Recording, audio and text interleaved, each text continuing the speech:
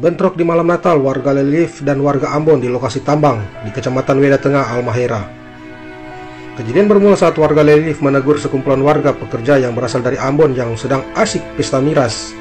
Para pekerja yang berasal dari Ambon itu merasa tidak senang ditegur langsung dan langsung melakukan adu jotos. Informasi berdasarkan yang dihimpun dari salah seorang pekerja yang enggan menyebutkan namanya saat dikonfirmasi, dan akhirnya masalah ini merembet ke beberapa tempat dan terjadi baku lempar. Kekacauan pun akhirnya memakan korban. 2 orang terkena lemparan batu.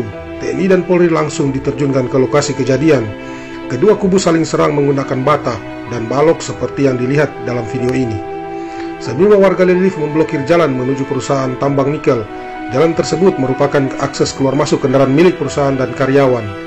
Akibat dari pemblokiran jalan itu membuat karyawan asal Ambon dan karyawan pendatang lainnya tidak bisa melintas menuju perusahaan tersebut, yaitu PT IWIB.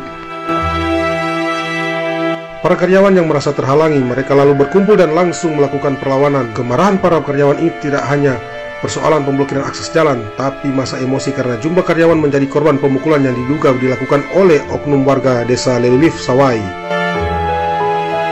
Bentrokan kedua masa terjadi kurang lebih 1 jam dan berhasil diperedam dan dikendalikan oleh pihak keamanan dari TNI dan Polri. Diketahui, bentrok antara kedua masa juga diikuti oleh karyawan pendatang lain yang tidak bisa bekerja, dan bentrok pun menimbulkan korban luka-luka. Namun, beberapa kios juga di sekitar jalan raya rusak akibat lemparan batu. Akses menuju PT IWIB masih diblokir warga desa sehingga kendaraan karyawan belum bisa melintas menuju lokasi kerja. Situasi pasca bentrok pada pukul 9.30 WITA, aparat keamanan TNI dan Polri masih berjaga mengantisipasi bentrokan susulan. Kapolda Maluku Utara, Irjen Pol Midi Suswoko, angkat bicara soal bentrokan 2 kelompok. Kapolda mengatakan kejadian bermula ketika ada kelompok pemuda memukuli korban. Korban pun merupakan penduduk desa Lelif Sawai. Penduduk desa pun mencari pelaku pemukulan korban.